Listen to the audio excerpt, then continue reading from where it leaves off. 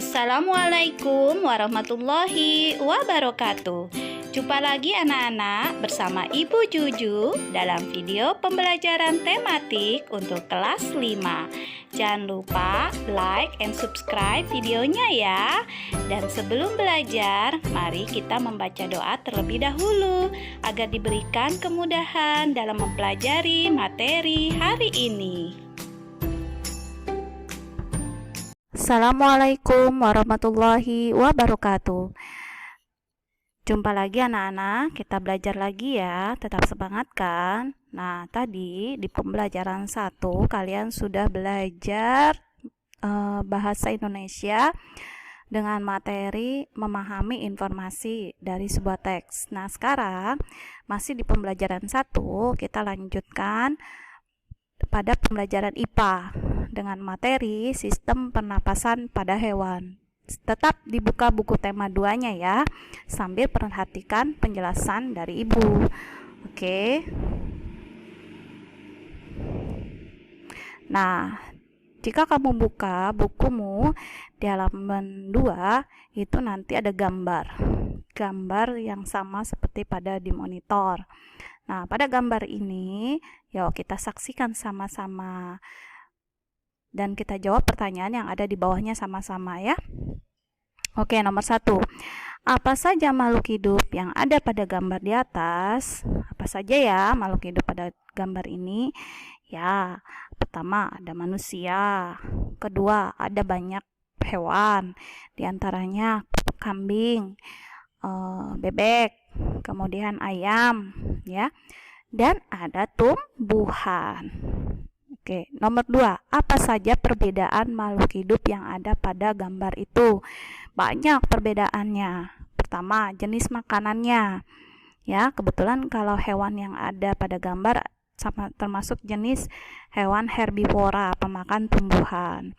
Kalau manusia, apa sih jenis makanannya? Berasal dari tumbuhan dan hewan. Sedangkan kalau tumbuhan, makanannya berasal dari sari-sari makanan dari dalam tanah. Nah, tempat tinggalnya juga berbeda, ya. Sama-sama hidup di darat. Kalau manusia tinggal di rumah, ya. Kalau hewan di kandang, ya. Kalau tumbuhan di taman, di tanah, ya. Tuh perbedaannya. Sekarang nomor 3, apa pula persamaannya? Apa ya persamaannya? Siapa yang tahu? Ya, sama-sama bernapas. Ya, kemudian sama-sama tumbuh, sama-sama bergerak, ya kan? Oke, nomor 4. Apakah semua makhluk hidup itu membutuhkan oksigen? Betul, semua makhluk hidup ini membutuhkan oksigen. Apa sih oksigen? Udara bersih. Yang nomor 5, bagaimana proses pengambilan oksigen oleh makhluk hidup? Prosesnya dengan cara melalui pernapasan, ya. Oke, nomor 6, apa yang harus kita lakukan supaya ketersediaan oksigen terjaga? Supaya oksigen atau udara bersih itu terjaga, ya, kita harus menanam tanaman atau pepohonan di sekitar lingkungan kita. Ya, karena pepohonan inilah penghasil oksigen atau udara bersih. Nomor 7, bagaimana tanggung jawab kita terhadap masyarakat dalam menjaga ketersediaan oksigen? Ya, jelas, kita harus merawat tanaman yang ada di lingkungan sekitar. Jangan melakukan penebangan secara liar dan lebih sering mengadakan reboisasi. Seperti itu ya. Oke, kita lanjutkan dengan materi selanjutnya. Nah, di pembelajaran IPA ini kita akan membahas tentang sistem pernapasan. Tadi salah satu ciri makhluk hidup adalah bernapas. Apa sih itu bernapas? Bernapas adalah kegiatan menghirup oksigen ke dalam tubuh. Kalau dalam bahasa sainsnya itu inspirasi, dan membuang karbon dioksida dari dalam tubuh atau ekspirasi. Nah, tidak semua makhluk hidup memiliki alat pernapasan yang sama. Tapi kalau manusia bernapas semuanya menggunakan sistem pernapasan alat pernapasan utama itu paru-paru. Berbeda dengan hewan. Hewan memiliki sistem pernapasan yang berbeda-beda sesuai dengan tempat hidupnya. Oke, apa saja sih alat pernapasan pada hewan? Kita simak yuk penjelasan berikut. Alat pernapasan hewan. Pertama, cacing tanah. Cacing tanah tidak mempunyai alat pernapasan khusus. Nah, cacing bernapas dengan menggunakan permukaan kulit, sehingga kulit cacing tanah ini selalu basah dan berlendir. Kenapa? Untuk mempermudah penyerapan oksigen dari udara. Nah, oleh karena itulah cacing tanah menyukai tempat yang lembab supaya kulitnya, tubuhnya ini bisa tetap basah dan berlendir. Nah, sekarang bagaimana dengan sistem pernapasan pada serangga atau insekta? Serangga bernapas dengan menggunakan trakea, ya. Trakea yaitu sistem tabung yang memiliki banyak percabangan di dalam tubuh. Percabangan trakea nanti disebut trakeola. Nah, trakea mengedarkan oksigen langsung ke semua sel tubuh dan organ serta menyerap karbon dioksida dari semua sel tubuh untuk dibuang. Nah, udara memasuki trakea melalui pori-pori kecil, lubang-lubang kecil di permukaan tubuh serangga yang disebut dengan spirakel.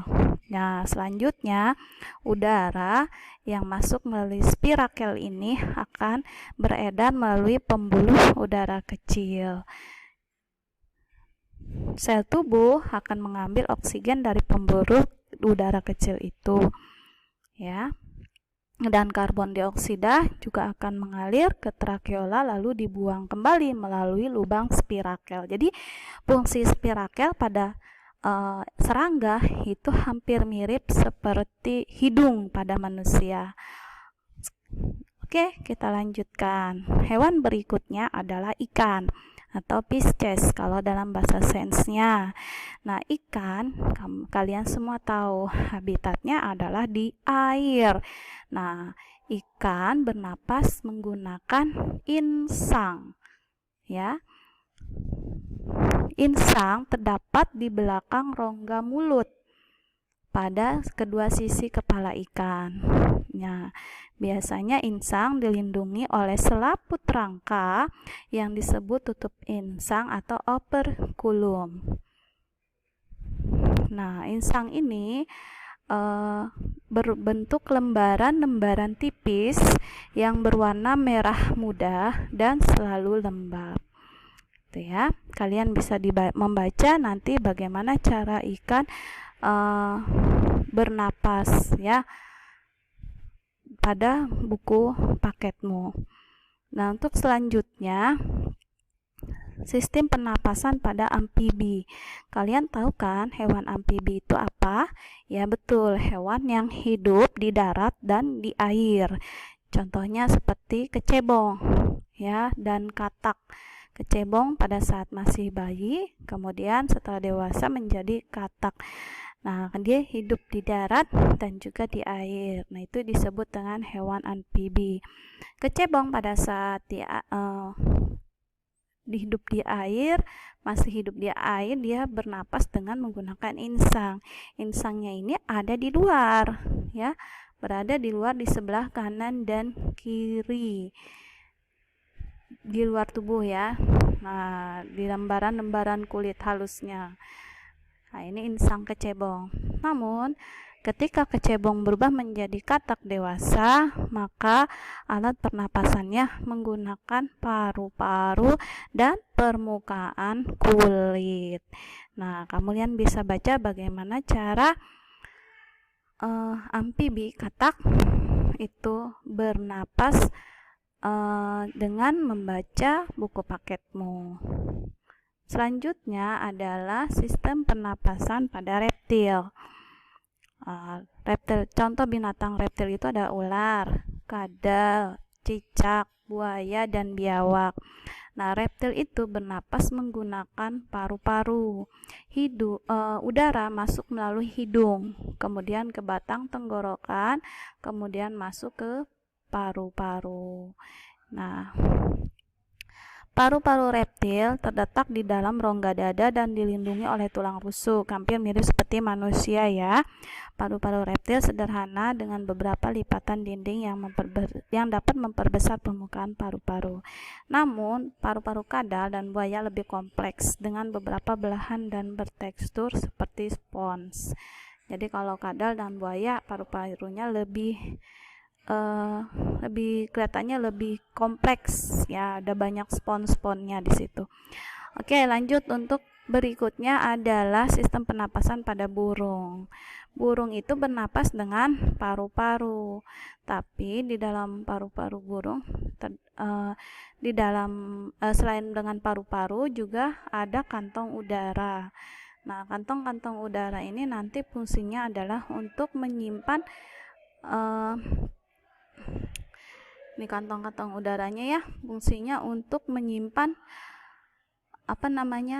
udara pada saat burung sedang terbang. Jadi pada saat burung sedang terbang, burung tidak menghirup udara, dia bernapas dengan menggunakan kantong-kantong udara. Oke, berikutnya adalah sistem pernapasan pada mamalia. Mamalia itu adalah hewan yang menyusui anaknya. Ada mamalia yang tinggal di darat, ada mamalia air. Nah, ini mamalia darat, banyak sekali ya. Nah, alat pernapasan pada mamalia baik di darat dan di air adalah paru-paru. Ya, mamalia air ini contohnya adalah seperti lumba-lumba, paus, dan ikan hiu. Makanya ikan-ikan tersebut akan sekali-kali muncul ke permukaan air, ya kan, dan meloncat-loncat. Tujuannya adalah untuk menghirup udara, oksigen, ya, karena mereka bernapas dengan paru-paru. Oke, seperti itu. Nanti kalian baca lagi buku paketnya supaya lebih paham ya. Nah, sekarang setelah mendengar penjelasan dan menyimak dengan baik, kamu kerjakan soal berikut ya. Kamu salin soal ini 1-5 di buku tulismu dan jawab dengan benar. Mudah kan?